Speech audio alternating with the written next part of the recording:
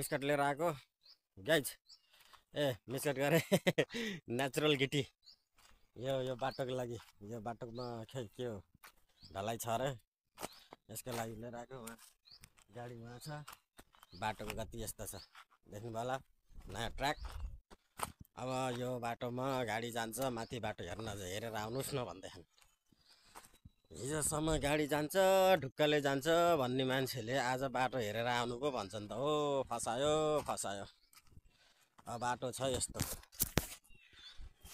जान त जान्छ कहाँसम्म जान्छ भन्ने कुरो हो कि खै त मान्छे पठाइदियो नि हुन्थ्यो नि है यहाँ त जान्न क्या हो यार सर सीधा इधर जाएगा ए बाटो छ यस्तो देख्नुभयो गाइज खासै नराम्रो बाटो होइन तर मान्छे आएको भए यसलाई त पिच भन्न पर्छ यतिको त यो भन्दा कस्तो बाटो हिँड्नु पर्छ यो त पिच बाटो पिच सर मुगलिनको बजार जस्तै यो सत्यवती जाने बाटो होइन साथी हो बिहान हिजो अब गिटी लिएर अब हामी बल्ल हिँड्दैछौँ आउँदैछौँ भन्छन् त यहाँ आफू चाहिँ यहाँ आएर बसिसक्यो गाडी भए छ कुनामा डाँडा पाखा यस्तो छ यहाँ रमाइलो छ जिन्दगी यहाँ नयाँ पुल बन्दैछ कता गयो पुल आइज ओ यो नयाँ पुल बन्दैछ सत्यवती जानको लागि म चाहिँ उताको पारीबाट आएको वहाँ तल बढ्छ हो त पुल पारी यो यस्तो छ रमाइलो टाढा काँडा सुनसान छ हो यस्तो पहाडी भेगमा घुम्नलाई रमाइलो छ यो हो गाडी अब म आज भर्खर फोन गरेको आज बल्ल सिद्धा बाबा आउँदैछौँ भन्छन् अब फेरि कति बेरमा आउने हो तिनीहरू सानो गाडी आएर खुब रमाइलो गराएछ नि अब माछा छोप्न जानुपर्छ क्या हो टन्नै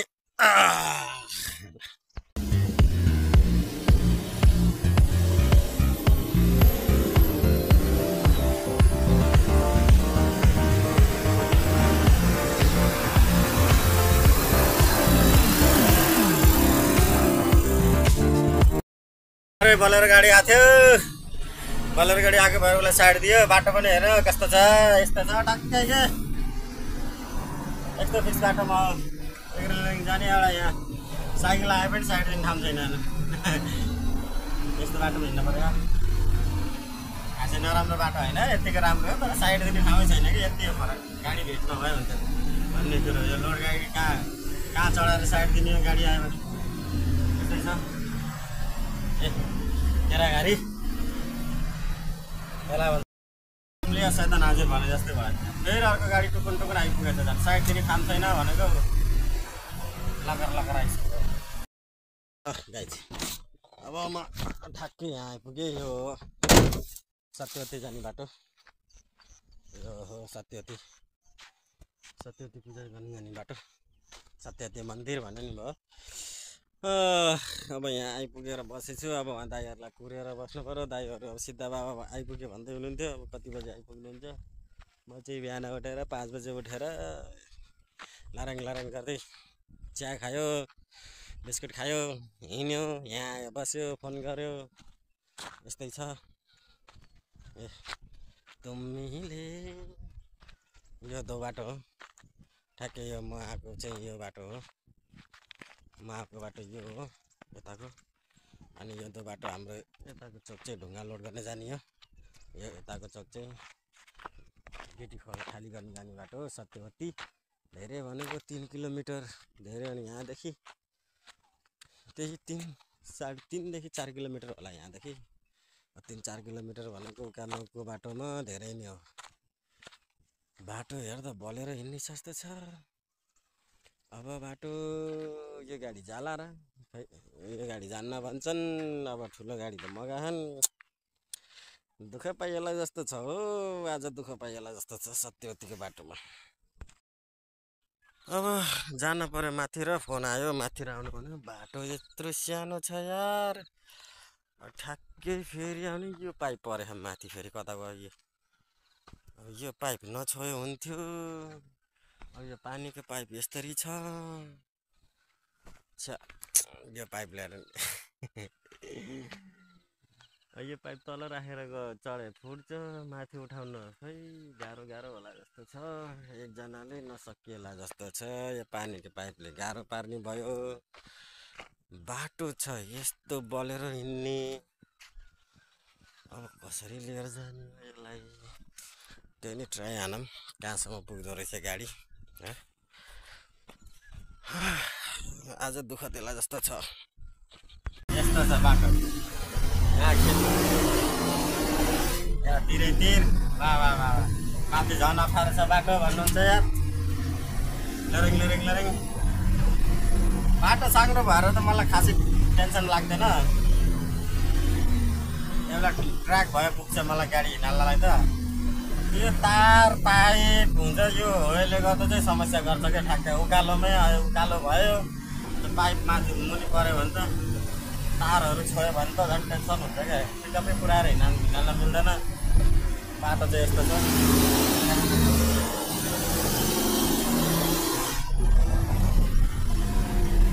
कहाँनिर झन् अप्ठ्यारो छ गाडी त्यहाँ त झन् चढ्दैन होला भन्दै थियो बाटो तेल त यही भ्याइदेला जस्तो छ मेरो 50 लिटर तेल त हिजो हालेको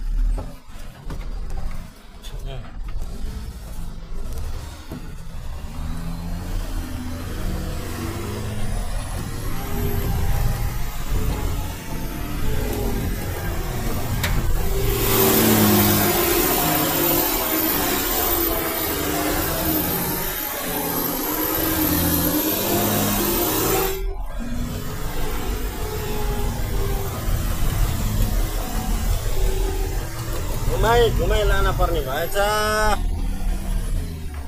एकचोटि काट पर्दैन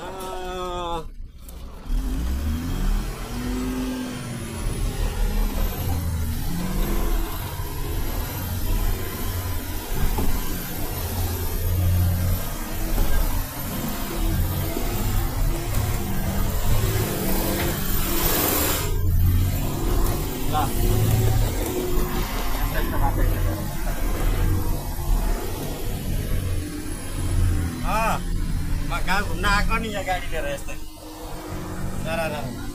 केरा गाडी हुन्छ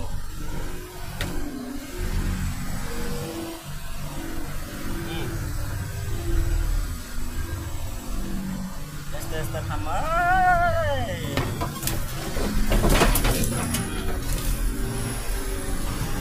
तार तल नआयो हुन्छ क्या अरू भन्दा बाटोको त टेन्सन भएन जाने हो मेरो हिँड्ने हो अगाडिबाट गाडी आयो भने साइड चाहिँ ठ्याक्कै ठाउँै छैन त यस्तो छ बिजक छ बिजक त के बिजक भने राम्रै बाटो हो यहाँ अब यत्रो गाडी आएकै थिएन होला कहिले पनि है मान्छेहरू शङ्का परेछ नि जाऊ यत्रो गाडी कहिले आएकै छैन भन्दै थियो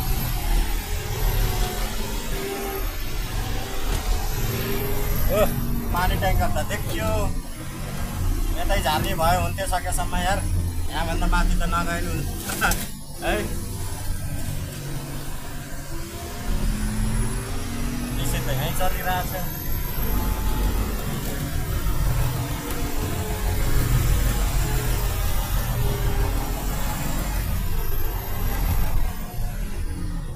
ल यहाँ काटो यहाँ बाटो यस्तो छ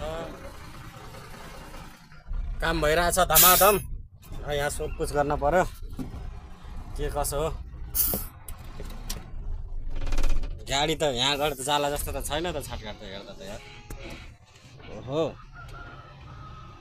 अब ल म झरेँ अब ओहो पाल्पाको गाउँ यो हाम्रो धामिका जाने बाटो यो गिट्टी कहाँ झार्ने हो अझै माथि भन्छ यो हटाउनु पर्छ यो ढुङ्गा यसलाई पुरै फाल्न पर्छ यस्तरी कटिङ पुग्दैन यो हटाउनु पर्छ बाटो त यस्तो छ गाडी पछाडि गरिदेऊ रोक्नु है। ओहो गाडी पछाडि गर्नु पर्यो गाइज।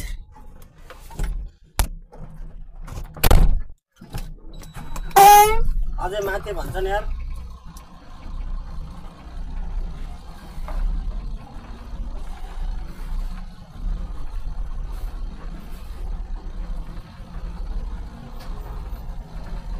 उता त छेउमै गइसक्यो त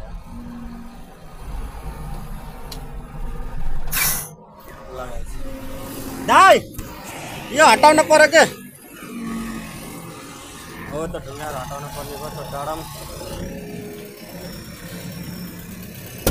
ए माथि फेरि ह्यान्ड ब्रेकले धान्दैन फेरि गाडीले यार कहीँ कहीँ गुर्किरह। भोट त हाल्नुपर्छ भोट त दिइहाल्नुपर्छ सानो भए पनि। गाडी त छेउमै पुगिसकेछ छेउ पुगेछ ल यो तान्छ ह्यान्ड ब्रेकले अलिअलि छ ल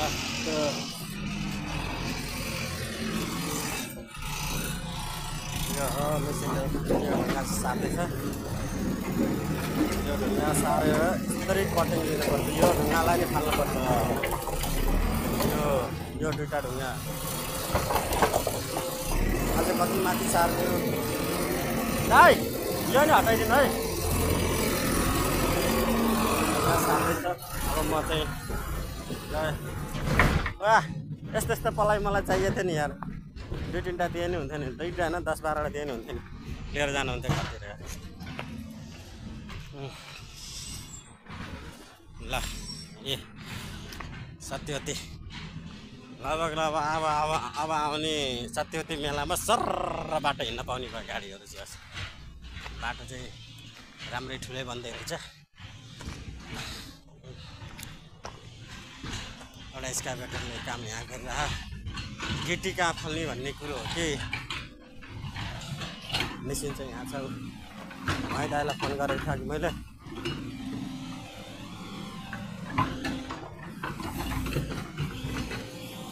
बाटो त छैन यार।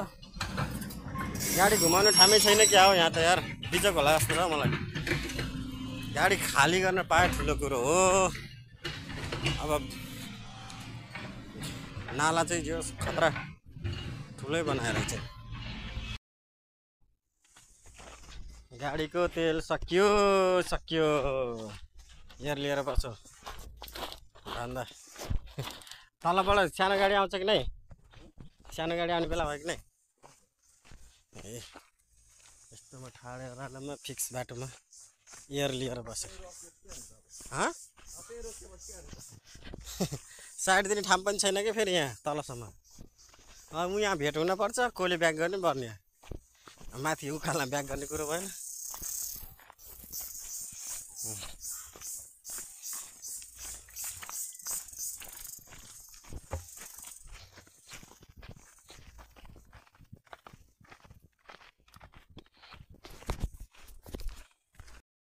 फाइनली माटक बल्ल बल्ल ब्याक भयो यस्तो ओह्रालोमा यार।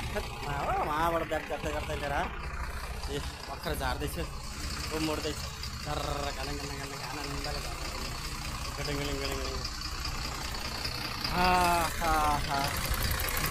तल प्लेट गनाएर वहाँ तलबाट उतना तलबाट ब्याक लिएर आएको त वहाँबाट। आज बिहान त गिटी अलि हल्कै थियो भइरहेको थियो मजाले। यो बालुवा त लास्टै लोड भएर क्या उठ्नै नखोजेर ब्याकै नभएर यस झरे झरे बालुवा खालि हुँदैछ। अहिले अगाडिबाट गाडी आइदियो भने अगाडिबाट फेरि अर्को गाडी आइदियो भने यति टेन्सन हुन्छ नि। साइड दिने ठाउँ पनि छैन क्या ठ्याक्कै एउटा गाडी मात्रै अट्ने हो। तेल हाल्न थियो थोरै यार तेल बच्यो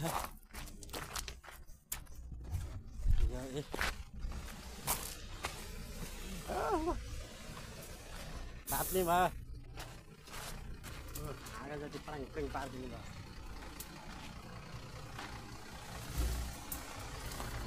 बाँच्यो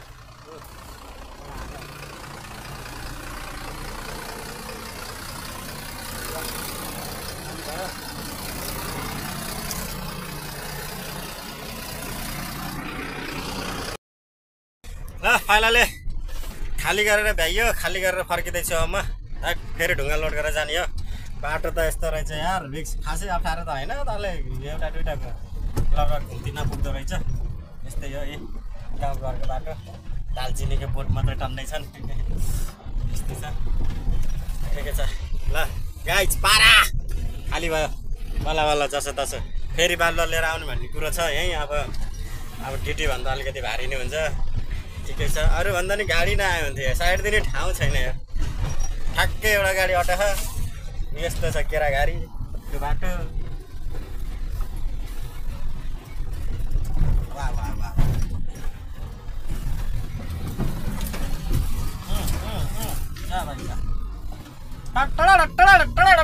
हरन हो क्या, के गर्ने सातचल्ली हरन। 700ले हरन सुन्यो गाइज, कस्तो छ दामी जाने। हरन बजाउनु पर्ने भयो।